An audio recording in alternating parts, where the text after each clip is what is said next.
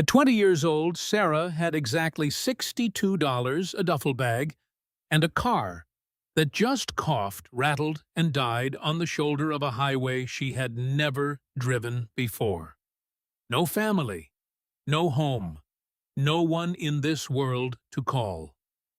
2 years of sleeping in shelters and back seats since the day the foster system decided she was no longer their problem.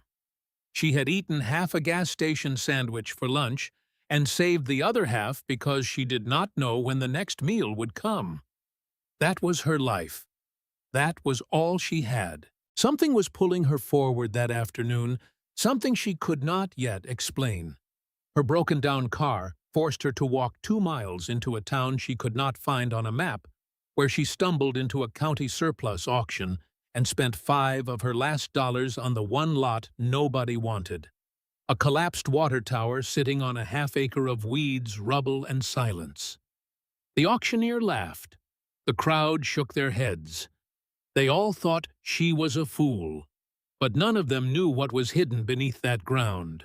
Because 3 weeks later, while clearing the wreckage with her bare hands, she broke through the sealed concrete foundation and discovered something underneath that made her knees buckle.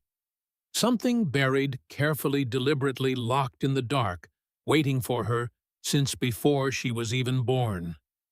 And the moment she opened it, she understood why fate had brought her to this exact place at this exact time. If this is your first time here, please hit the subscribe button and turn on notifications so you never miss stories like this one.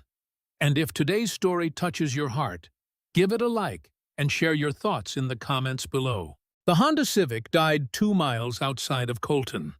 Sarah turned the key twice. Nothing. She grabbed her duffel bag and the small tin box from the glove compartment. That tin was olive green, dented on one corner, and it held her grandmother Grace's sewing kit. Needles, thread, a thimble, a measuring tape, and a photograph of Grace tucked inside the lid. It was the only thing Sarah had carried through every shelter, every group home, every cold back seat she had slept in since she was 14 years old. She started walking. The September sun was sinking, and the air carried that first bite of fall. Sarah had $57 left after filling the tank that morning.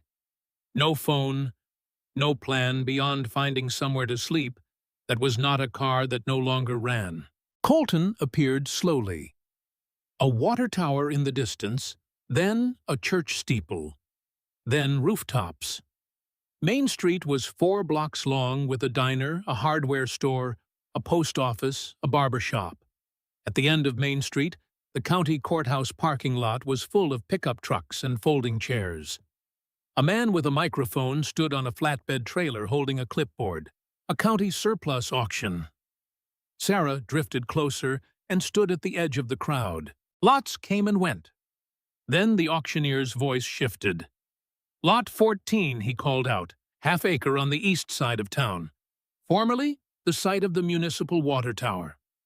Tower collapsed during the storm of 2016. Starting bid $5. Nobody moved. A few people laughed. Come on, folks. $5. You spend more than that on coffee. Silence. The auctioneer raised his gavel. Going once, going twice. $5, Sarah said. Every head in that parking lot turned. The auctioneer blinked. We have $5. Do I hear? 10. Silence. Sold to the young lady in the back. The clerk was a woman in her 60s with reading glasses on a chain. She took Sarah's $5 bill, had her sign 3 forms, and handed her a folded property deed. East on Maple past the grain elevator right on Tower Road. You cannot miss it. Sarah walked east. The sun was nearly gone when she saw it. The lot was exactly what the auctioneer had described, a half-acre of weeds and gravel surrounded by a rusted chain-link fence. In the center, the remains of the water tower lay scattered like the bones of something enormous. Twisted steel beams, concrete rubble. The cylindrical tank itself had split open and lay on its side half buried in dirt. It looked like a place where hope had come to die. But the ground was flat. The fence offered some privacy. So she climbed through the gate and dropped her duffel bag. Then she heard it, a low whimper, coming from inside the split tank. Sarah froze. She picked up a length of rebar and walked slowly toward the opening. The last light angled through the gap, and she saw movement. A dog. Thin ribs showing through dirty fur curled against the inner wall of the fallen tank. A German shepherd, with dark eyes that watched her without blinking. "Hey, Sarah," said softly. "It is okay." The dog did not growl. Sarah pulled the other half of her gas station sandwich from her bag, set it on the ground, and backed away. The dog waited a full minute. Then it stood, limped forward, and ate the sandwich in 3 bites. "You live here?" Sarah asked. The dog's tail moved once, a single cautious wag. "Yeah," Sarah said quietly. "Me too, I guess." 2 strays on a half-acre of rubble. Both hungry, both alone, both too stubborn to quit. She set up camp that night using a tarp from her duffel bag and 2 chunks of concrete as anchors. The dog, who she started calling Scout, because he kept circling the perimeter of the lot like he was standing guard, settled about 10 feet away. By the time she lay down on the hard ground, the stars were out. More stars than she had ever seen in her life. Scout inched closer during the night. By morning, he was lying against her side. And for the first time in 2 years, Sarah did not wake up alone. The first 3 days were about survival. Sarah found a public restroom behind the courthouse that was unlocked during business hours. She filled water bottles at the sink. She ate sparingly, stretching her remaining dollars with bread and peanut butter from a gas station. And she worked. She cleared rubble by hand, dragging steel beams to the fence line, stacking broken concrete, pulling weeds until her fingers bled. On the 4th morning, a pickup truck slowed and pulled over. A woman climbed out, maybe late 60s, with silver hair cut short and hands that looked like they had spent a lifetime gripping tools. "You the one who bought the water tower lot?" she said. It was not a question. "That is me," Sarah said, wiping sweat from her forehead. "May Calloway. I own the hardware store on Main." She held out a jug of water. "Brought you this. You have been out here 4 days with no running water. People notice." Sarah took the jug. "Thank you." May looked around the lot, taking in the piles of sorted rubble, the cleared foundation, the tarp shelter. She reached into the truck bed and pulled out a pair of leather work gloves. "Here, your hands are going to be hamburger if you keep going bare." Sarah hesitated. She had learned not to take things from people. May saw it in her face. "They are just gloves. I have got a whole store full of them. Come by if you need anything. I will run you a tab." "I cannot pay a tab right now. I did not ask you to pay it right now." May climbed back into her truck. "That tower lot has been sitting empty for 8 years. You are the first person to do anything with it. That counts for something." Over the next 2 weeks, Sarah fell into a rhythm. Wake at dawn. Work until the heat peaked. Walk to town for water and whatever food she could afford. Work until dark. Sleep with Scout pressed against her side. The rubble pile shrank. The foundation emerged. It was bigger than she expected. A concrete slab about 30 feet across. Then came day 17. And everything changed. Sarah was pulling a section of collapsed steel paneling when Scout started acting strange. He had been scratching at one particular spot near the center of the slab all morning. Now he was digging hard front paws, throwing dirt behind him, whining low in his throat. Sarah crouched beside him. She ran her gloved hand along the surface and felt it. A seam, not a crack from the collapse. a deliberate line where two sections of concrete had been poured separately with a thin gap between them sealed with something dark. She knocked on the surface with her knuckle. The section on the right sounded solid. The section on the left sounded hollow. Sarah sat back on her heels. Her pulse picked up. A sealed panel in the center of a foundation. Someone had built this on purpose. Someone had hidden something underneath this slab. The question was who? And the bigger question was why. She barely slept that night.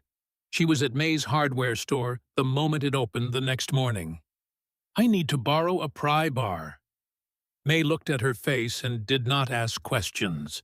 She handed over the bar and said, "Bring it back when you are done." Sarah worked for 2 hours. The concrete was thick, heavy enough that she had to lever each section aside with the bar and her full body weight. Her arms shook. Sweat ran down her face. Scout paced in circles, whimpering. When the opening was finally wide enough, Sarah looked down, and her breath stopped. A chamber, maybe 6 feet deep, 4 feet across, lined with poured concrete walls that were dry and clean. Whoever built this had known exactly what they were doing. They had built it to survive decades. And at the bottom, resting on the dry concrete floor, was a wooden box wrapped in dark oilcloth. Sarah lowered herself into the chamber. The air smelled like damp earth and stone that had not seen daylight in decades. The box was about the size of a milk crate. She lifted it carefully, surprised by its weight, and climbed back out into the daylight. She sat cross-legged on the concrete and cut the twine with her pocket knife. The oilcloth fell away, revealing a wooden box with dovetailed corners. The wood was dark walnut smooth and carefully finished. Someone had taken real time building this. She lifted the lid.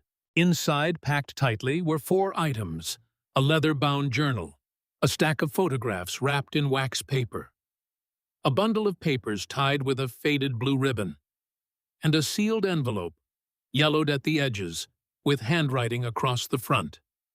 Sarah picked up the envelope first. She read the words once. Then she read them again, because her brain refused to believe what her eyes were seeing. "To whoever carries the Bennett name forward." Her hand went still. Bennett. Her name.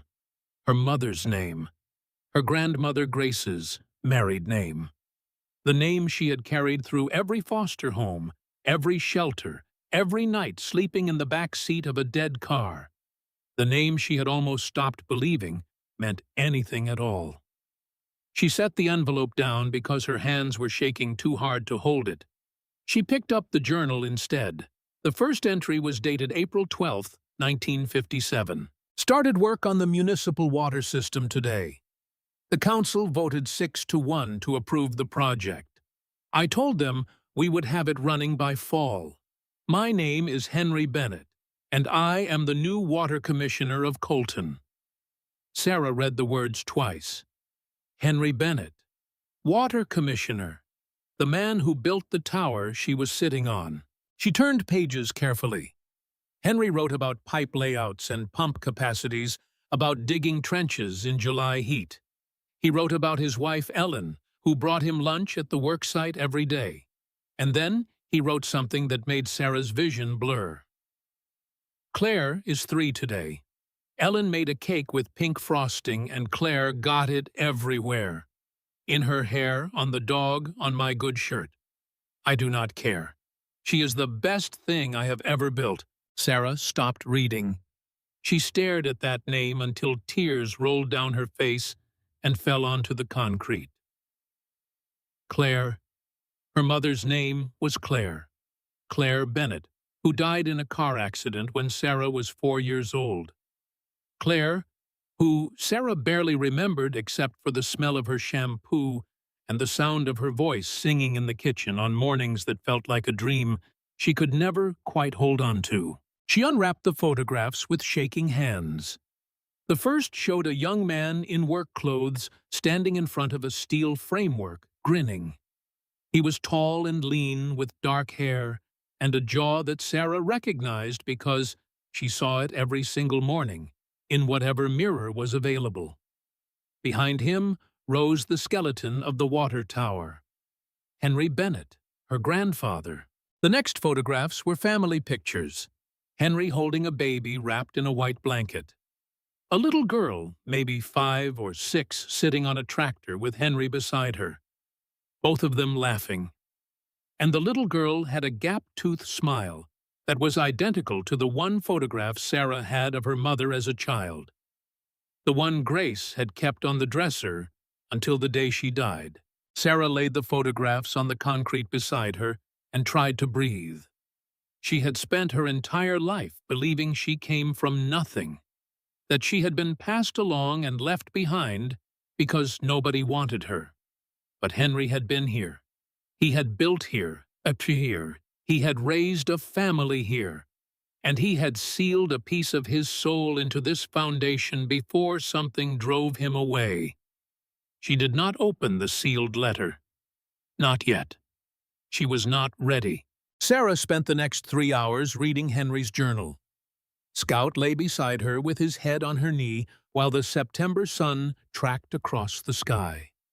The first years were good. Henry finished the water system in 1956, a full year ahead of schedule. The town threw a celebration, clean water flowing to every home in Colton for the first time in its history. Then the tone changed. A man named Gerald Whitman had moved to the area and started buying farmland east of town. Whitman wanted to develop the land-build houses, attract new residents, but he needed water rights. The town's municipal supply, the system Henry had designed, was the only reliable source for miles. Whitman approached the town council with a proposal. He would invest in expanding the water system if the town granted him development rights. Henry saw through it immediately. Whitman does not want to improve the system, Henry wrote in plain, angry language. He wants to own it. Once he controls the water, he controls who builds where, who pays what, who gets served, and who does not. The entries grew darker. Whitman launched a campaign against Henry. Quiet at first, then louder. Rumors that Henry had mismanaged public funds. An audit was demanded. The audit found nothing wrong. Every single dollar was accounted for. But the damage was already done, because the audit was never about finding anything. It was about planting suspicion. In March of 1961, the council voted 4-3 to replace Henry. They did not fire him outright.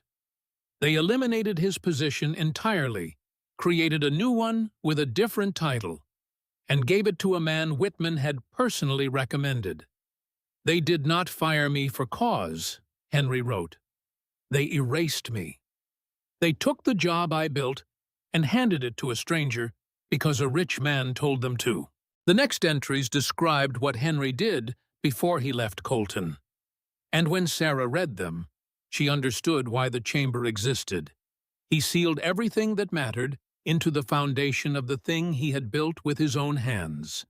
He mixed the concrete himself, poured the walls, waterproofed the interior, placed the box inside, sealed the panel, and covered it with rubble. If they take everything else, he wrote, they cannot take what is buried in the thing I built with my own hands. Those were the last words Henry wrote in Colton. The next entry was from a motel in Missouri. The handwriting was smaller, quieter. We left. Ellen, Claire, and me. I loaded what I could into the truck and we drove south. Ellen is sick.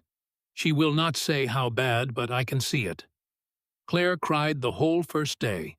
She is 8 now. Old enough to know we are running, but too young to understand why. Sarah closed the journal. She sat in the fading light on the foundation her grandfather had poured. Her grandfather had not abandoned this town. This town had abandoned him. The next morning, Sarah carried the journal and the photographs to May's hardware store. She walked in and set them on the counter without a word. May took one look at her face and set down the box of nails she was stacking. "What happened?" Sarah opened the journal to the first page. I found something under the foundation. May leaned forward and read the entry. Her expression shifted from curiosity to recognition. Henry Bennett, she said slowly.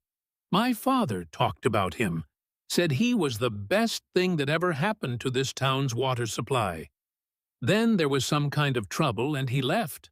She looked up at Sarah. Bennett, that is your last name. He was my grandfather. May stared at her. May led Sarah to the back room where a filing cabinet stood against the wall. She pulled out a folder marked Town Records and spread photocopied pages on the workbench. Meeting minutes from the 1950s and 60s. Here, March 1961. Motion to restructure the Water Commission. Sponsored by council members Pruitt Dawson and Whitman. Sarah's blood went cold. Whitman, Gerald Whitman. He sat on the council for 2 years. His grandson is Victor Whitman, runs the biggest development company in the county now. The Whitmans have had their hands in this town for 3 generations. Sarah picked up the 1961 minutes. The language was dry and bureaucratic, but the meaning was clear. Henry Bennett had been replaced. My grandfather did not mismanage anything, Sarah said. The audit cleared him. I believe you, May said. You are never too broken to build something. Your grandfather proved that, and you are proving it right now. Sarah spent the rest of that day reading the journal. The later entries were shorter, written from motels, as Henry moved his family south. Ellen got sicker. Claire started school in a new town. Henry worked odd jobs, plumbing and pipe fitting. The journal trailed off in 1963. The last entry was 3 lines long. Ellen's treatment is expensive. Claire needs new shoes. The bonds are safe. Someday, I will go back for them. Bonds. Sarah stopped. She flipped back through the pages. There it was, in a 1960 entry she had read too quickly the first time. Henry had been buying United States savings bonds with portions of his salary since 1956. He had stored them in the box before sealing the chamber. Sarah walked back to the lot. She untied the ribbon on the bundle of papers and spread them on the concrete. Savings bonds, Series E, dated between 1956 and 1962. 16 bonds in total ranging from $50 to $500 in face value. Sarah did not know exactly what matured savings bonds were worth, but she knew they grew over time, and these were more than 60 years old. And then Sarah heard something that snapped her back to the present. The crunch of tires on the dirt road. A black SUV, clean, expensive, and completely out of place on Tower Road. The engine idled for a moment, then cut off. A man stepped out, late 40s, gray at the temples, blue dress shirt with the sleeves rolled to his elbows. He looked around the lot, taking in the cleared rubble, the organized piles, and Sarah sitting on the foundation with papers spread around her. You the one who bought this parcel at the surplus auction, he said. I am Victor Whitman. Whitman Development. The name hit Sarah like a fist to the chest. The same name from the 1961 council minutes. The same name that had destroyed her grandfather. Standing right in front of her on the same ground. This property was slated for condemnation, Victor said. The auction should never have included it. I will be filing a formal challenge to the sale. Scout stood up from where he had been resting and moved to Sarah's side. His ears went flat. A low rumble started in his chest. The sale was legal, Sarah said. I signed the paperwork with the county clerk. Paperwork can be reviewed. Victor's voice was calm, practiced. The voice of a man who was used to getting what he wanted. This parcel is part of a development plan that has been in progress for 2 years. But they did, Sarah said. And I bought it. Victor looked at her for a long moment. You should think about what you are doing here. A half-acre of rubble with no utilities. You cannot build on this. You cannot live on this. I am already living on it. Something flickered across his face. I will be in touch. He drove away. 60 years ago, the Whitmans took everything from Henry Bennett. Now another Whitman was standing on the same ground telling his granddaughter to leave. Sarah gathered the bonds, the journal, and the photographs. She carried them to her tarp shelter and wrapped them carefully in the oilcloth. She looked at Scout. Scout looked at her. We are not going anywhere, she said. The letter from Whitman's lawyer arrived 3 days later. May brought it to the lot. Certified mail. Kellner Development was formally challenging the auction sale on grounds that the parcel had been improperly listed. A hearing would be scheduled with the County Board of Supervisors. In the meantime, the letter advised Sarah to refrain from any construction or modification. They drove to the county clerk's office. Mrs. Delano, the same woman who had sold Sarah the lot, pulled the file. The listing was proper, she said. The parcel was declared surplus by the county assessor 18 months ago. No objections were filed during that window. This sale is clean. So Whitman's challenge has no basis, May said. I did not say that. He can still argue to the board that the assessor made an error. The board can review it. But as of today, this sale is legally valid, and Miss Bennett is the property owner. Sarah let out a breath. For what it is worth, Mrs. Delano said, I grew up in this town. My father always said the man who built that tower was the most honest person he ever met. Good luck. That afternoon, an older man stood at the gate. White hair under a canvas hat, maybe early 70s, wearing a flannel shirt and carrying a toolbox. I am Tom Briggs. I live about a quarter mile that way. I have been watching you move rubble for 3 weeks. Wanted to see if you would stick with it. He set the toolbox down and looked at the cleared foundation. I am a carpenter. Retired. My wife passed 2 years ago, and I have been building things in my garage to keep busy. Birdhouses, mostly. He paused. You have got a cleared foundation and no structure. If you want help framing something, I am available. Sarah studied him. Steady hands, clear eyes. Why, she asked. Because I am 72 years old and I am tired of building birdhouses. And because my wife Carol, she would have been out here on day 1 with sandwiches and lumber if she had been alive.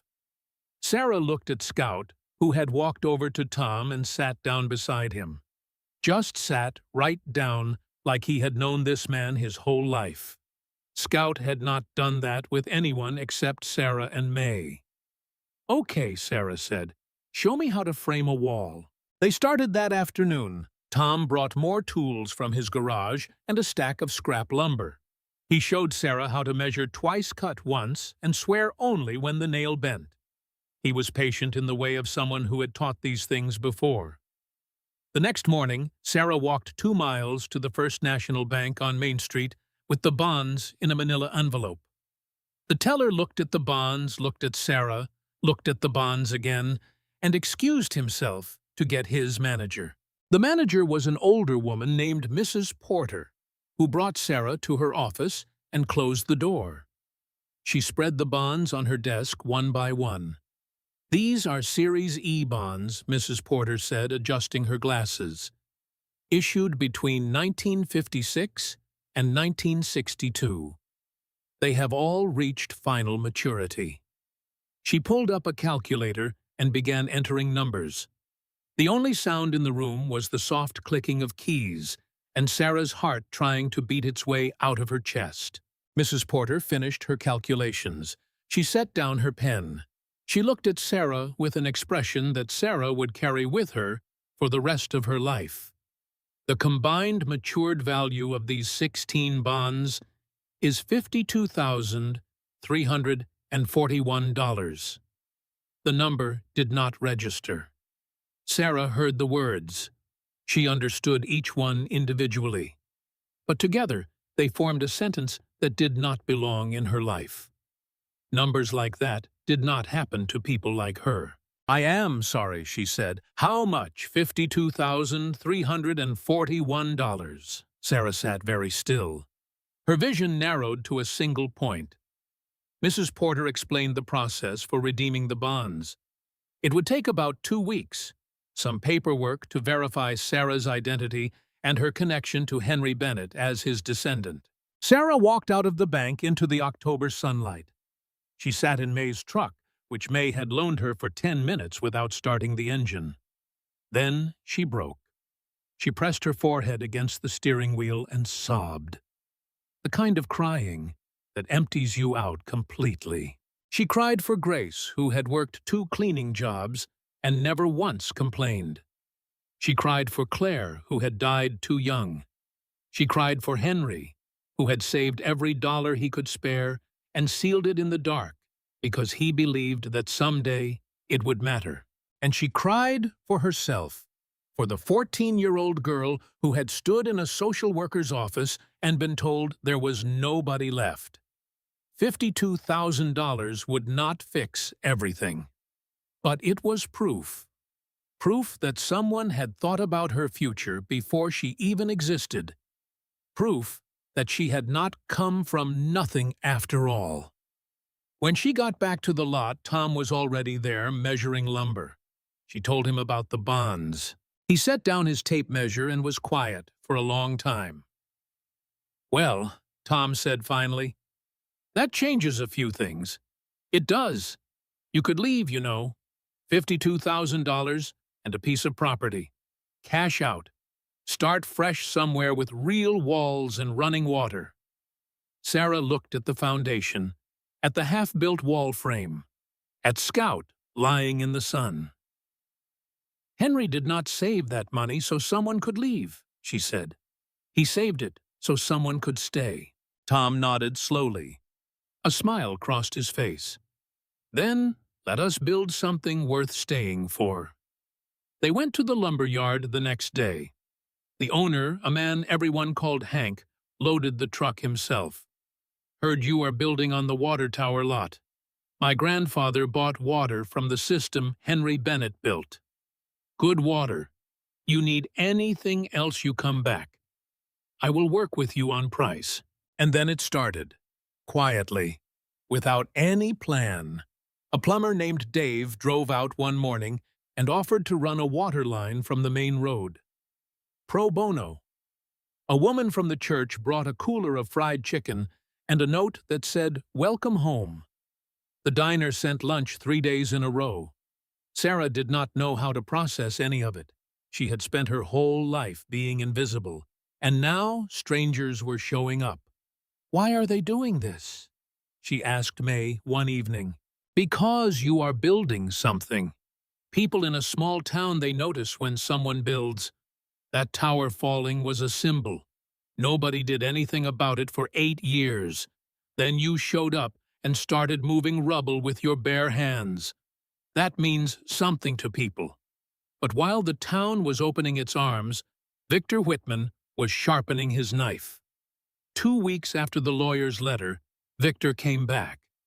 No SUV this time. He drove a pickup truck and wore jeans and work boots. "I will make you an offer. $25,000 for the half-acre. Cash. You walk away with that, plus whatever you got from the bonds. That is a fresh start." Sarah looked at him. She let the numbers settle. $77,000 total. Enough to go somewhere warm. Rent an apartment with walls and a door that locked. For half a second she saw it. Then she looked behind her. At the half-built frame rising from the foundation. At Scout watching from the doorway. At Tom's toolbox sitting on the workbench. At the foundation her grandfather had poured. "No," she said. Victor's jaw tightened. "You are turning down $25,000, I am." Why? Sarah looked him dead in the eye. "Because my grandfather built this. and your grandfather took it from him. And I am not going to let that happen twice." The words landed in the space between them. Victor stared at her. Then he turned, walked back to his truck, and drove away without another word. The hearing was 11 days away. Sarah spent the evenings reading the journal again, slowly looking for anything she might have missed. She found it on a night when the temperature had dropped low enough that she could see her breath inside the half-built structure. 40 pages from the back, starting from the rear cover and working forward, there were more entries. Different ink, shakier handwriting. These were the words of an old man looking back at everything he had lost. The first entry was dated November 4th, 1997. "I have not written in this journal in 34 years. Ellen is gone. She passed on March 9th, 1970. Cancer. I held her hand until the end and promised her I would take care of Claire. I broke that promise. Claire left home when she was 17. She packed a bag one night and was gone by morning. Left a note that said she would call when she was ready. She never called. I spent 3 years looking, hired a private investigator. He found traces, a job in Indianapolis, an apartment in Columbus. But by the time he would track her to one city, she had already moved to the next. She did not want to be found. The entry that came next was dated June 2nd, 2000.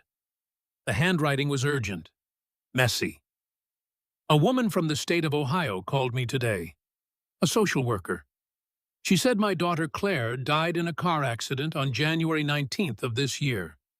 She was 39 years old." Sarah stopped breathing. She knew this date. January 19th, 2000. She had been 4 years old. She had been sitting in a neighbor's apartment eating cereal when someone knocked on the door, and her life split into before and after. The social worker said Claire had a daughter, a little girl named Sarah. She is 4 years old. Claire had listed me as next of kin on a form she filled out at the hospital when Sarah was born. That is how they found me. The first time anyone has found me in decades. Sarah set the journal down. Her mother had written Henry's name on a hospital form. The day Sarah was born, Claire Bennett had picked up a pen and written down the name of the father she had run from at 17 and never spoken to again.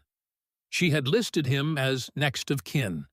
The one thread, the single thin line connecting Sarah to a grandfather she never knew existed. I asked the social worker if I could take Sarah. She said there would be an evaluation. I am 81. I have a heart condition. I live in a one-room apartment. I told her I would do whatever it took. The next entry was 2 weeks later. The state denied my petition. They said I am too old, too sick. They said Sarah would be placed in the foster system where she would receive proper care from qualified guardians. I told them I am her grandfather. They said that was not enough. Sarah closed her eyes.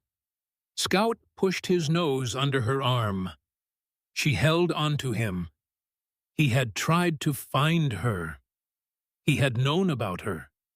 He had asked for her and been told no. She had spent 16 years in the foster system, believing nobody had ever come looking.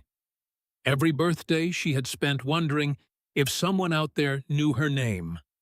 And the whole time an 81-year-old man in a rented room in Missouri had been fighting to bring her home. The entries after the denial were short. Henry wrote about calling the social worker every month asking for updates. He wrote about sending things. A blanket he had knitted himself. A photograph of Claire as a baby. A letter addressed to Sarah. He did not know if any of them were delivered. He suspected most of them were not. Then she turned to the last entry. September 12th, 2004. I am going back to Colton. I know the tower is probably gone or falling apart, but the box is still there. I sealed it to last 100 years. Inside that box is everything I have left to give. I have written a letter. I am putting it in the box. Whoever finds it, they will know what happened. They will know I tried. I am leaving tomorrow morning. It is a 9-hour drive. My heart is not good, but I have enough medication to get there and back. That was the last thing Henry Bennett ever wrote. The next morning, Sarah asked May to help her search. They drove to the county library. They sat side by side at the microfilm machine for 2 hours, scrolling through old newspapers. They found it in the Colton Register. October 8th, 2004. A short article buried in the local section.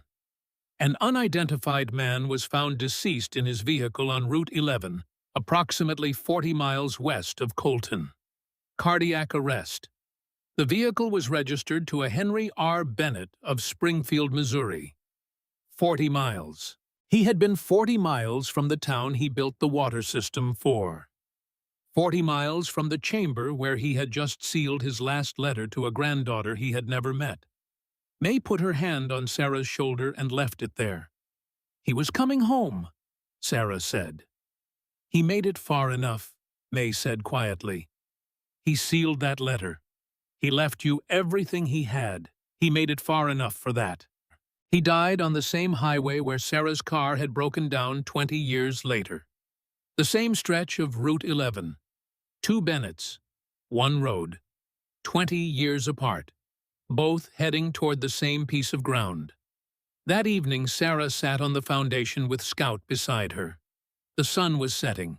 She broke the seal on the envelope and unfolded 2 pages of the same shaky handwriting. To whoever carries the Bennett name forward. If you are reading this, you found your way here. My name is Henry Bennett. I was the water commissioner of Colton from 1955 to 1961. I built this tower with my own hands. It was the best thing I ever did for this town. The second best thing I ever did was raise my daughter Claire in it. I lost both.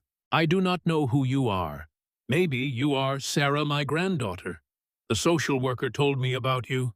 4 years old when I found out you existed. The state said I was too old to care for you. Maybe they were right. But I want you to know I tried. I drove to the courthouse in Jefferson City twice. I wrote 6 letters to the foster care board. I called every week for a year. They never let me see you. If you are not Sarah, that is okay too. Whoever you are, you found this place. You cared enough to look. That is enough. The bonds are yours. The land is yours. The photographs and the journal are yours. I built this tower to give water to a town that needed it. I built this chamber to give a future to whoever comes next. If you are reading this, you found your way home. Build something. Stay. Henry Bennett. September 2004. Sarah folded the letter and held it against her chest. He had tried. He had fought. An 81-year-old man with a bad heart had done everything in his power to reach a 4-year-old girl he had never met. And the system had said no. But he had not stopped. He could not reach her in person, so he sealed everything he had into the ground and trusted that someday the ground would give it back. And it had. 20 years later, a broke, homeless 20-year-old girl had spent her last $5 on a lot nobody wanted, and a stray dog had dug up a concrete seam. Build something. Stay. She was going to do both. The hearing was on a Tuesday morning. Sarah woke before dawn. She made coffee on the small camp burner Tom had brought her. She washed her face in the basin Tom had rigged to the water line Dave the plumber had run. She put on the cleanest clothes she had. She gathered her folder. Inside it, she had organized everything. Copies of Henry's journal entries, the photographs, the bond receipts, the property deed, the newspaper article. The 1961 council minutes showing how Gerald Whitman had engineered Henry's removal. And the letter. Tom's truck pulled up the dirt road. Behind it, May's truck. Behind that, Dave the plumber and his teenage son. "You did not have to come," Sarah said. Tom looked at her. "Try and stop us." The courthouse meeting room was smaller than Sarah expected. Folding chairs arranged in rows. A long table at the front where the 5 board members would sit. Victor Whitman was already there with his lawyer, a man in a gray suit. Victor wore a sport coat and no tie. He did not look at Sarah when she walked in. More people came. Mrs. Delano from the clerk's office, Hank from the lumber yard, the woman from the church who had brought fried chicken, a man who ran the barber shop on Main Street. They kept coming, one by one, filling the folding chairs, standing along the walls when the chairs ran out. Sarah turned around and looked at them and felt something rise in her chest. These people were not here because she had asked them. They were here because they had watched a 20-year-old girl clear rubble with her bare hands for 3 weeks and refuse to quit. The chairman was a woman named Dr. Patricia Webb. She called the meeting to order. Victor's lawyer spoke first. He laid out the argument like a man laying bricks. The commercial overlay in the 2022 master plan. The county's obligation to hold parcels designated for development. The procedural irregularity. He spoke for 15 minutes. Then it was Sarah's turn. She stood up. Her legs felt like they belonged to someone else. She walked to the front of the room. She had never spoken in front of a group before. In the foster system, nobody asked you to speak. They asked you to be quiet, to behave, to wait. She took a breath, and she spoke. "My name is Sarah Bennett. I am 20 years old. I bought lot 14 at the county surplus auction for $5 because I was homeless and I needed somewhere to sleep." Her voice was quiet, but the room was quieter. "After I bought it, I found a sealed chamber in the foundation of the water tower. Inside was a journal written by my grandfather, Henry Bennett, who built that tower in 1956. He was the water commissioner of this town. He designed and built the system that gives you your water." She opened the folder and held up the photograph of Henry standing in front of the half-built tower, grinning, young. This is him, Henry Bennett.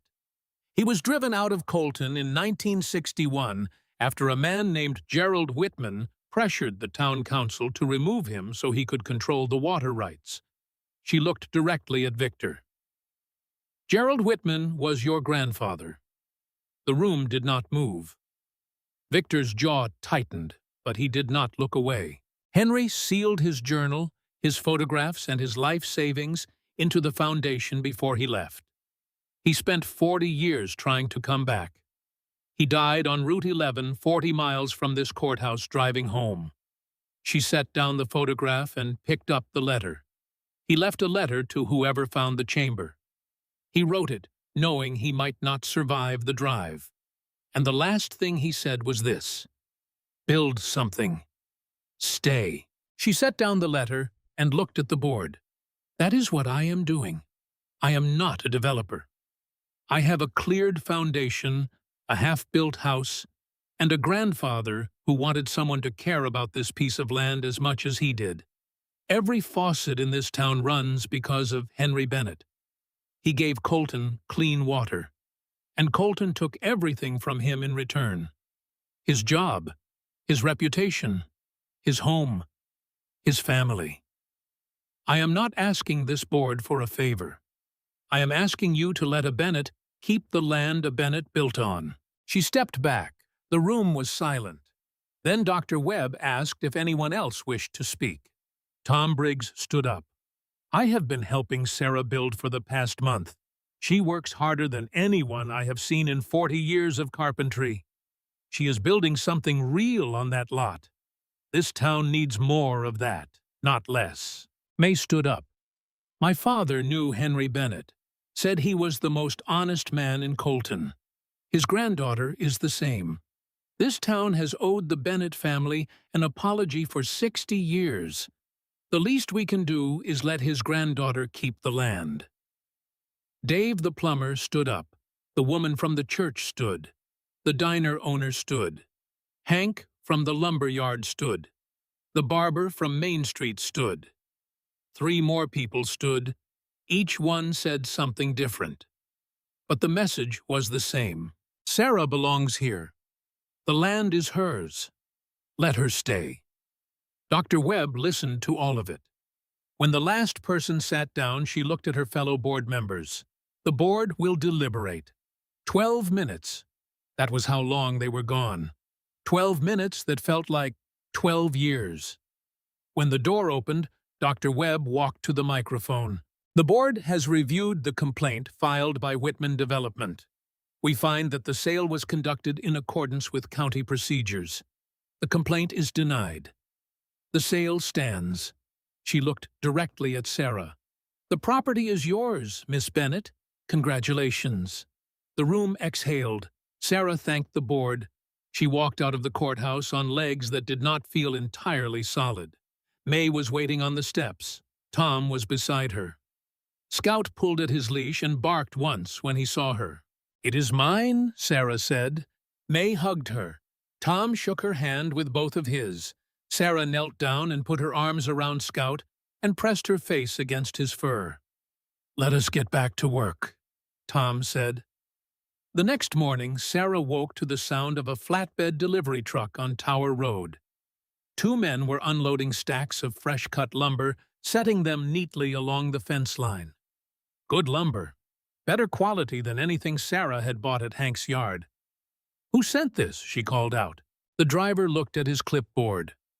Delivery order. Paid in full. No name on the slip. The order was for 24 sheets of plywood, 42 2x6s, and a pallet of roofing materials. Enough to finish her house and start on something larger. As the truck pulled away, Sarah caught a glimpse of the logo on the tailgate. Whitman Development. She stood at the gate holding the receipt for a long time. Scout sat beside her. The tower fell, but the foundation held. Tom had said that to her the day before the hearing. She had not understood what he meant until this moment. The tower was gone. The man who built it was gone. But the foundation was still here. The concrete Henry had poured with his own hands was still level, still true. And on top of it, something new was rising. The foundation held. It always had. And now it was time to build on it. 6 months later, on the first warm Saturday of April, Sarah stood in the doorway of her house and watched the workshop fill up with people. The house was small, 12 by 20 feet. 1 room with a sleeping loft above the kitchen. A wood stove against the north wall. A bathroom Tom had plumbed himself. The roof did not leak. The door locked. It was the first home Sarah had since Grace's apartment. The workshop sat where the collapsed water tower had been. Tom and Sarah had built it over the winter, using the foundation as the floor, and reclaimed steel from the tower's wreckage for the structural frame. A long workbench ran the length of the south wall, and tools hung from a pegboard May had donated. It was not fancy, but it worked the way Henry's water system had worked, simply reliably and for everyone. Tom had been teaching a Saturday carpentry class since January. Today, a father and his teenage son were building a bookshelf. 2 women from the church were learning to use a table saw. A man was restoring an antique rocking chair. Sarah was 21 now.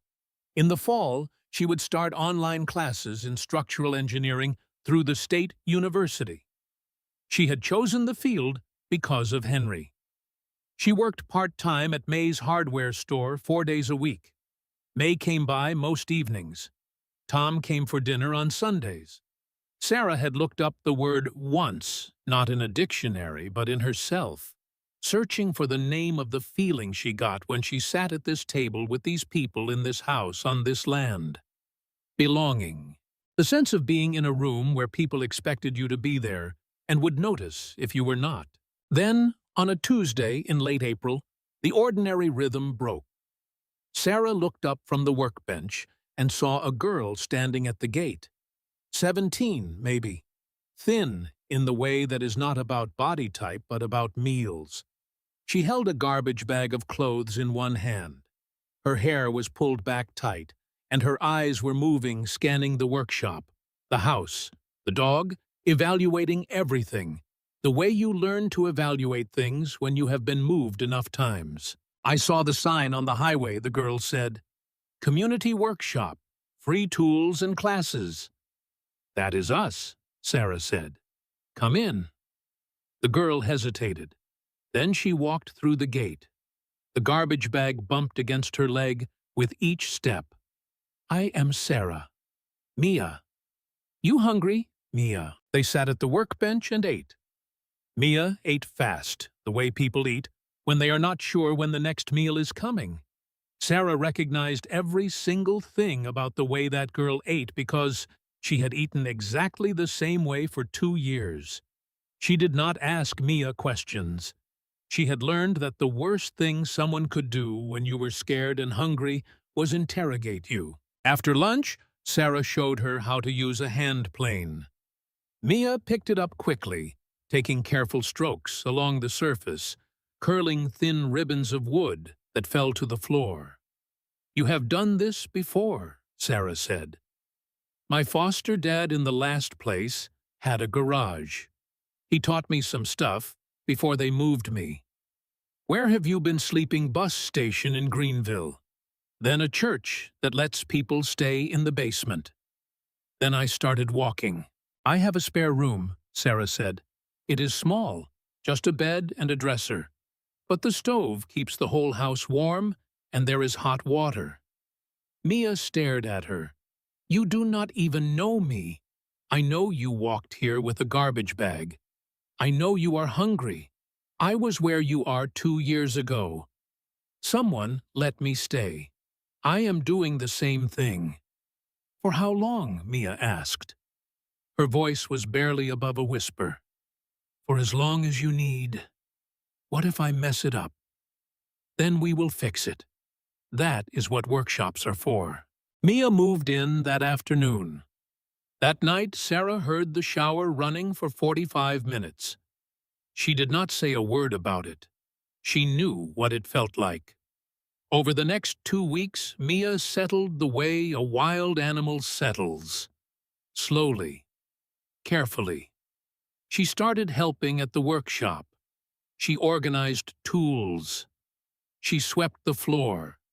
Tom treated her the same way he treated everyone, with patient instruction and humor so dry you could sand wood with it. One afternoon, Sarah drove Mia to the high school to talk about enrollment.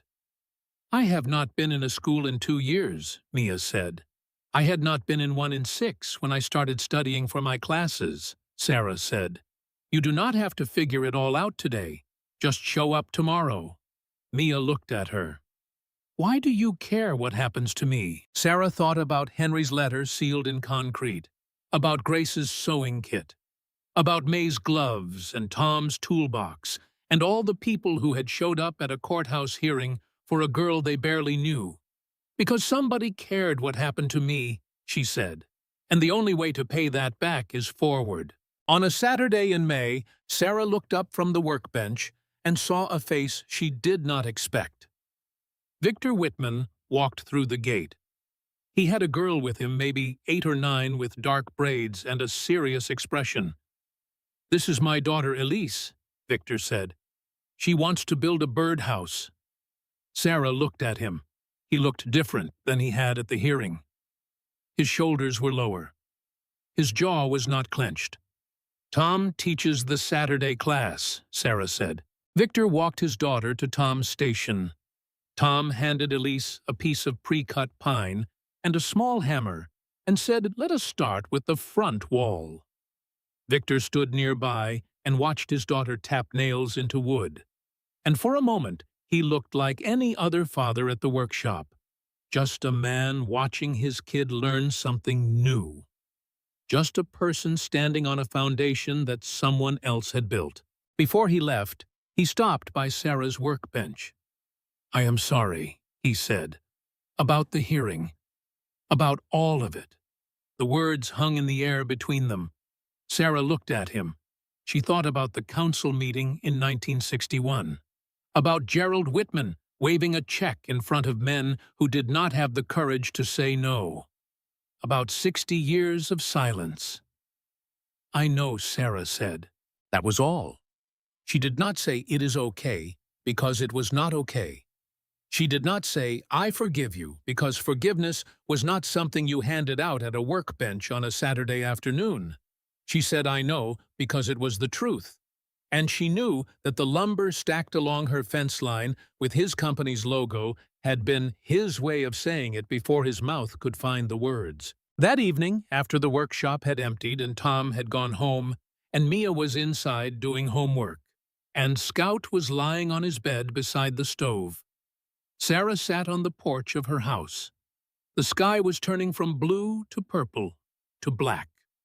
The first stars were appearing, the same stars she had seen her first night on this lot. She held Henry's journal in her lap. She had read it so many times that the pages were soft at the edges. She thought about Henry, 40 miles from home, his heart giving out in the driver's seat of a Ford pickup. She thought about Claire running from a father who loved her. She thought about Grace, who had worked 2 jobs and taught Sarah to thread a needle and never once mentioned Colton. She thought about Henry driving down Route 11 with a letter in his pocket and a bad heart. 85 years old. 9 hours from Springfield to Colton. He had made it far enough. He had sealed the letter. He had left the bonds. He had done everything he could to make sure that whoever came next would have what he had not been able to give in person. Sarah opened the journal. She turned to the inside of the front cover where Henry had written his name and the date he started the job that defined his life. Henry Bennett, Water Commissioner, Colton, April 1955. Below it in pencil, Sarah wrote her own line. Sarah Bennett, Workshop, Colton, April 2025. 2 names, 1 family, 70 years apart. Written on the same page. Scout sighed and pressed closer against her leg. Through the window behind her, she could hear Mia turning pages at the kitchen table. The scratch of a pencil. The quiet sound of a girl doing homework in a warm house. After 2 years of having neither. She had been so afraid that first night on this lot. Afraid the way you are afraid when you have run out of places to go, and the only option left is to stay exactly where you are and hope it is enough. It had been enough. It had been more than enough. She sat on the porch of the house she had built on the land her grandfather had loved in the town that had finally welcomed a Bennett back home.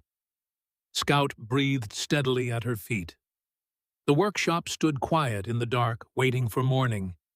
Mia's light was still on in the window. The garden grew in the dark, the way gardens do, slowly, silently, without needing anyone to watch. Home is not where you are born, Sarah thought. It is where you stop running. And she had stopped.